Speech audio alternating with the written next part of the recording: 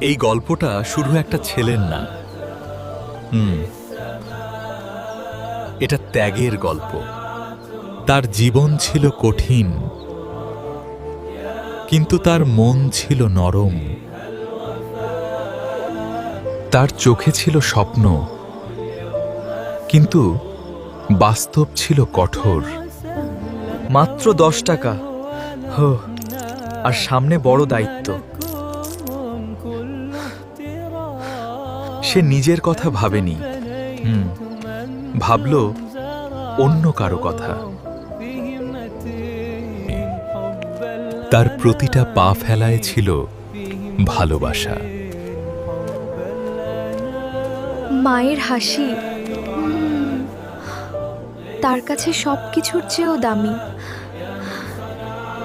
এই ভালোবাসা শব্দ ছাড়াই বোঝা যায়। যারা সত্যি ভালোবাসেই, তারা কিছু না নেওয়াই সব দিয়ে দেয়।